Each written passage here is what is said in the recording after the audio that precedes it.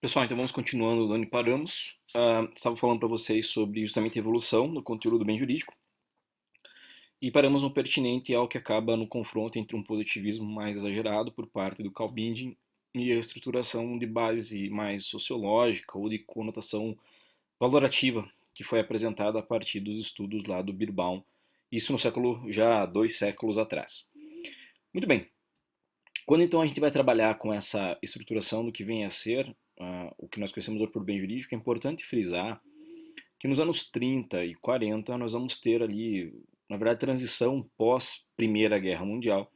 Nós vamos ter a estruturação de um pensamento muito perigoso no campo de vista penal, que é todo influenciado pela escola de base neocantista da Universidade de Kiel, na Alemanha, mas principalmente pelo fato de que alguns penalistas desse modelo acabaram adotando algumas perspectivas muito mais voltadas para o campo moralista e até mesmo que infringiu a estruturação do bem jurídico penal. Para quem se interessar pelo assunto, é um período bastante interessante da história do direito penal. Tem essa obra, foi recentemente lançada pela editora Tirã, do Ravel Rodrigues, autor espanhol, é uma obra maravilhosa sobre o assunto. Então, até pelo menos a vantagem da gente poder fazer a gravação do vídeo é que vocês também podem, eu posso indicar os próprios livros aqui sem ficar carregando na mala.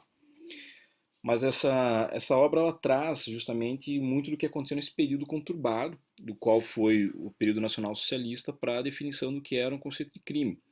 Lembrando, né, que a ideia do Volksgemeinschaft era justamente a estruturação desse novo Strafrecht contra determinados inimigos do povo mesmo, né, e não um direito penal clássico ou liberal como nós conhecemos.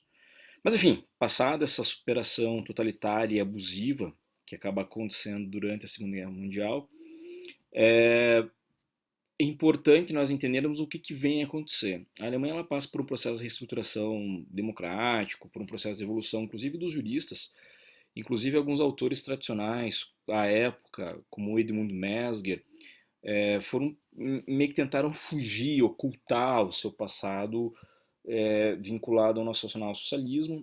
Há um outro livro também específico do Sr. Francisco Mosconi que se chama Edmund Mesger, o Direito Penal de Seu Tempo, no qual relata a importância desse autor para o modelo nacional-socialista à época. Né? A gente tem que fazer um parênteses aqui nesse próprio trabalho do Lebel Rodrigues que eu mostrei para vocês.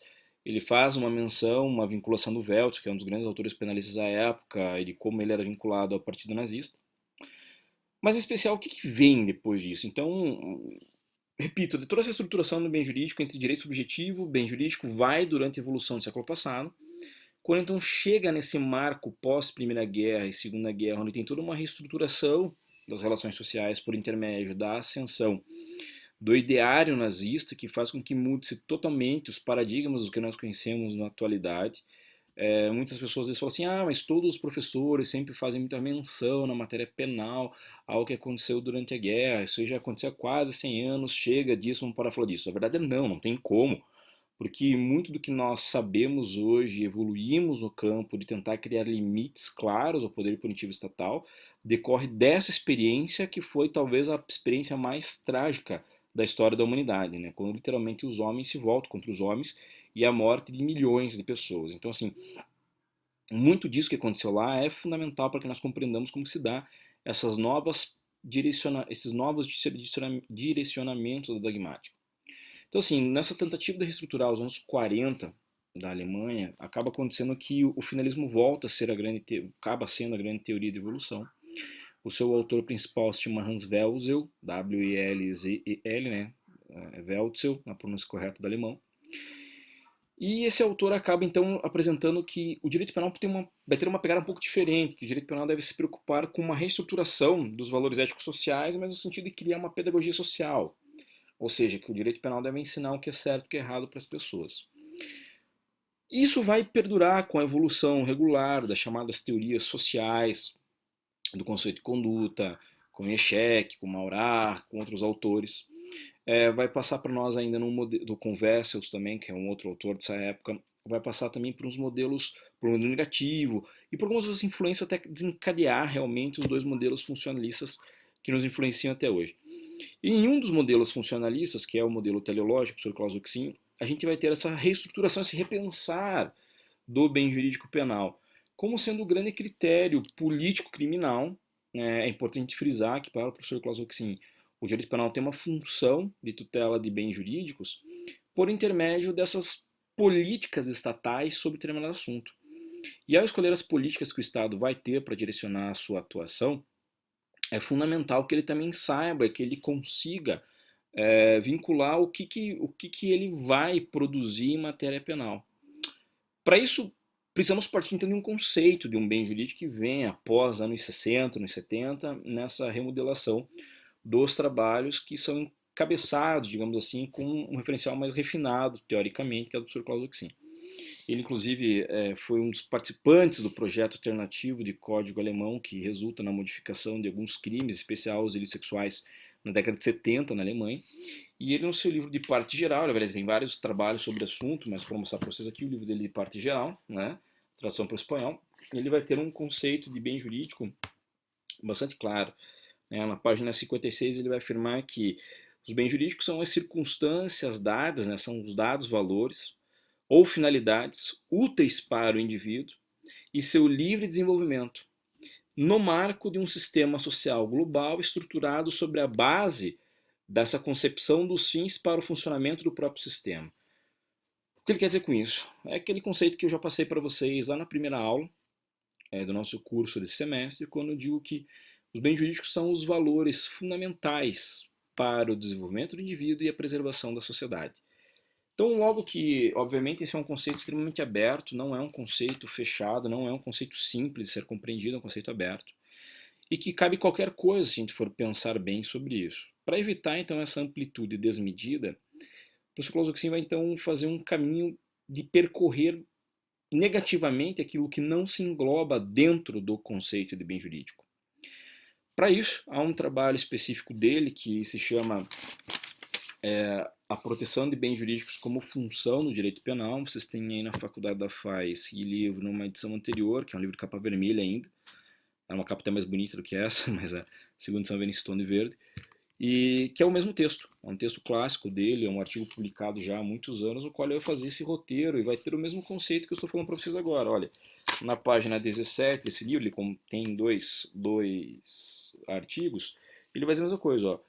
Um Estado democrático de direito, modelo teórico de Estado que eu tomo por base, as normas jurídico-penais devem perseguir somente o objetivo de assegurar aos cidadãos uma coexistência pacífica e livre, sob a garantia de todos os direitos humanos. Por isso, o Estado deve garantir como instrumentos jurídico-penais não somente as condições individuais necessárias para uma coexistência semelhante, isto é, a proteção da vida e do corpo, da liberdade, de atuação voluntária, da propriedade, etc., mas também das instituições adequadas para esse fim, como, por exemplo, uma administração da justiça eficiente, um sistema monetário de impostos saudáveis, uma administração livre de corrupção, etc. Sempre quando isso não se possa alcançar de outra forma melhor. Então, todos esses objetos legítimos de proteção das normas que subjacem às condições, eu os denomino bens jurídicos. Então, veja, olha como aqui está a parte final dele. Todos esses objetos legítimos de proteção das normas é o que ele vai definir, então, claramente como um bem jurídico. Em outras palavras, ele vai definir como os bens jurídicos como os dados ou circunstâncias reais ou finalidades necessárias para uma vida livre e segura, que garanta todos os direitos humanos e civis de cada um na sociedade ou para o funcionamento de um sistema estatal que se baseia nestes objetivos. Vou repetir aqui porque esse conceito, ipsis literis, o autor é muito importante, né? Então vamos lá. Podem-se definir os bens jurídicos como circunstâncias reais dadas ou finalidades necessárias para uma vida segura e livre, que garanta todos os direitos humanos e civis de cada um na sociedade ou para o funcionamento de um sistema estatal que se baseia nestes objetivos. Está por nós na página 18 e 19 desse livro chamado A Proteção de Bens Jurídicos como Função no Direito Penal. Bom, disso a gente precisa então entender de onde surgem esses bens jurídicos. E nós temos primeiramente, três teorias que podem explicar de onde surge.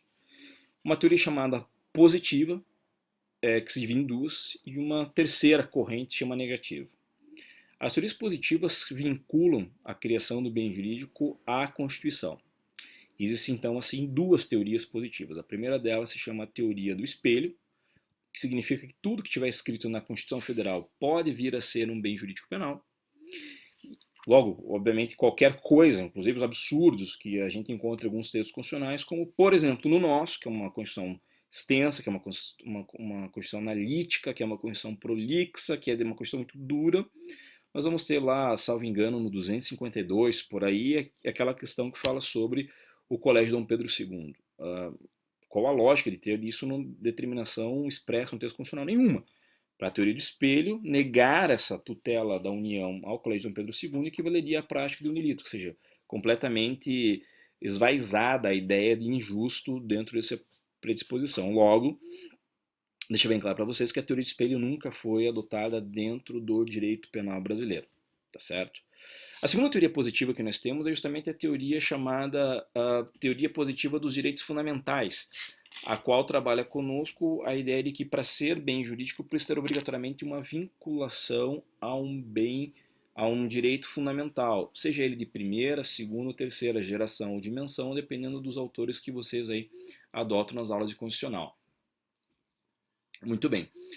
Então, nessa ótica, partindo do pressuposto de que o bem jurídico deve estar vinculado à noção de direitos fundamentais, nós tivemos no Brasil um autor muito importante, foi o professor Luiz Luizy, professor da Federal do Rio Grande do Sul. Ele tem uma obra na qual ele vai trabalhar com princípios constitucionais penais, e ele tem um artigo específico na qual ele trabalha sobre isso, tá certo?